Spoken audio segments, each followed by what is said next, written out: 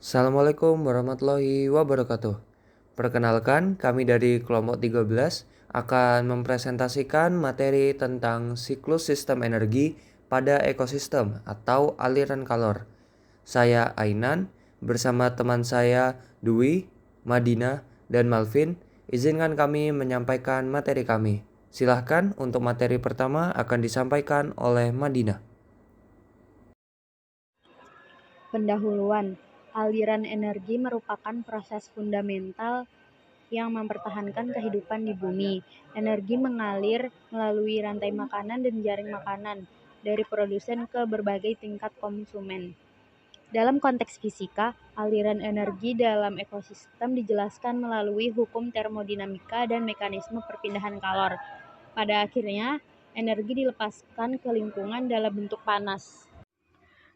Tujuan studi: menganalisis aliran energi pada ekosistem berdasarkan prinsip fisika, menjelaskan hubungan antara proses ekologis dan mekanisme perpindahan panas, mendeskripsikan bagaimana organisme mengelola energi panas untuk mempertahankan kehidupan, menyajikan keterkaitan antara konsep perpindahan panas dalam teknik atau industri dengan proses biologis di alam.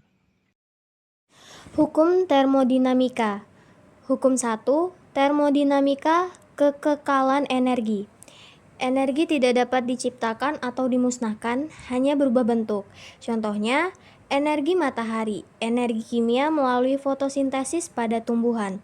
Hukum 2. Termodinamika entropi. Setiap transformasi energi selalu menghasilkan energi tak berguna berupa kalor. Akibatnya, aliran energi dalam ekosistem bersifat satu arah dan tidak dapat didaur ulang sepenuhnya.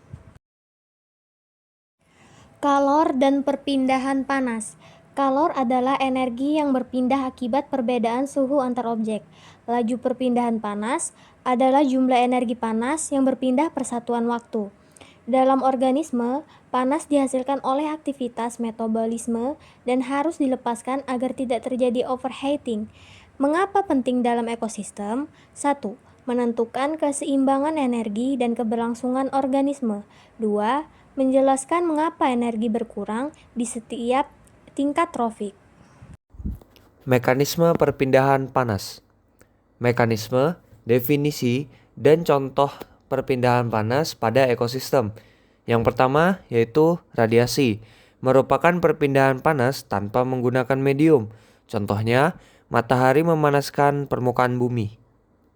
Yang kedua, konveksi, yaitu perpindahan panas melalui fluida angin ataupun air dengan kontak secara tak langsung.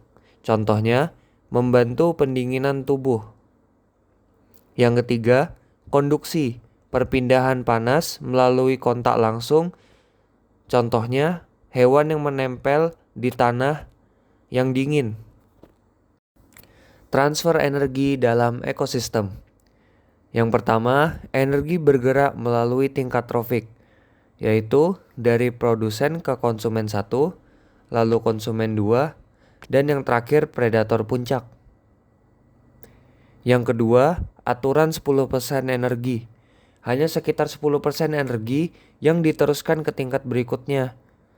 Dari produsen, hanya 10% yang diteruskan ke konsumen 1.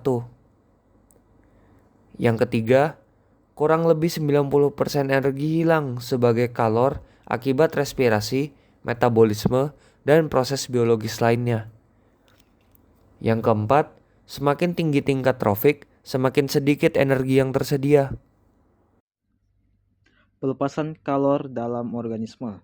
Organisme melepaskan kalor melalui pertama konveksi, yaitu pembuangan panas terbesar ke udara atau air. Proses ini terjadi ketika panas tubuh dilepaskan melalui aliran udara atau air yang terus bergerak melewati permukaan tubuh. Lalu kedua, konduksi, yaitu perpindahan panas dari organ dalam ke permukaan.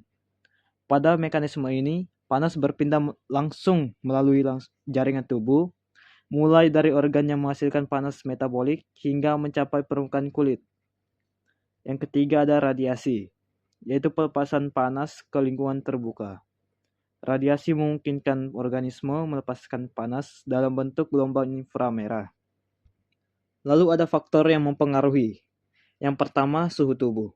Bila lingkungan terlalu panas, pelepasan kalor menjadi jauh lebih sulit. Sebaliknya, jika lingkungan yang terlalu dingin, meningkatkan perbedaan suhu antara tubuh dan udara, sehingga mempercepat kehilangan panas.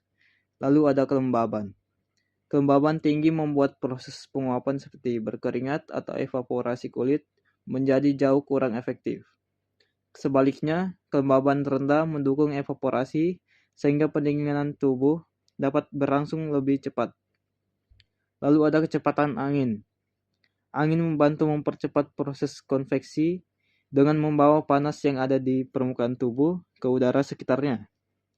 Lalu ada struktur tubuh dan adaptasi fisiologis. Ketebalan lemak, bulu, luas permukaan tubuh, warna kulit, berperan penting dalam menentukan bagaimana organisme menahan atau melepaskan panas. Keterikatan dengan sistem teknik. Konsep perpindahan panas pada organisme serupa dengan sistem industri seperti heat exchanger atau penukaran panas, menyerupai proses termoregulasi tubuh. Alat ini berfungsi memindahkan panas dari satu fluida ke fluida lain, serupa dengan bagaimana tubuh mengatur suhu melalui aliran darah dan udara untuk menjaga kondisi tetap stabil. Lalu kedua, rotary kiln dan sistem pendingin mesin. Mengatur panas agar tidak terjadi kerusakan akibat suhu ekstrim. Sistem ini memastikan mesin tidak mengalami overheating, mirip dengan cara organisme mempertahankan suhu optimal agar organ-organ tetap berfungsi dengan baik. Sama seperti organisme, sistem teknik membutuhkan pengolahan panas agar fungsinya tetap stabil. Baik makhluk hidup maupun mesin memerlukan mekanisme pengendalian suhu yang konsisten agar dapat bekerja secara efisien dan tidak mengalami kegagalan fungsi. Kesimpulan. Yang pertama, aliran energi dalam ekosistem adalah aliran satu arah, bukan daur ulang.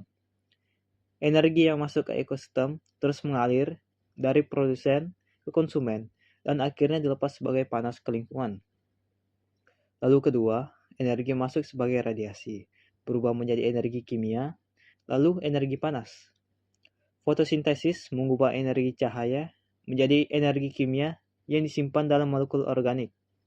Energi ini kemudian dimanfaatkan oleh organisme untuk aktivitas hidup dan pada akhirnya dilepaskan kembali sebagai panas. Lalu ketiga, proses perpindahan panas seperti konduksi, konveksi, dan radiasi menentukan bagaimana energi hilang ke lingkungan. Setiap mekanisme memiliki peran yang berbeda yang saling melengkapi dalam menjaga suhu tubuh dan mengatur keseimbangan energi. Konsep perpindahan panas fisika dapat digunakan untuk memahami fenomena biologis dan teknologi modern.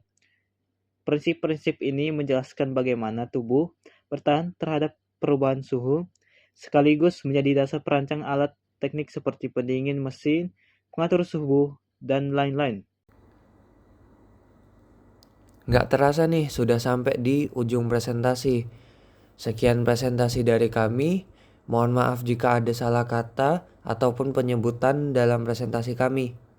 Semoga ilmu yang kami sampaikan bisa bermanfaat untuk kedepannya.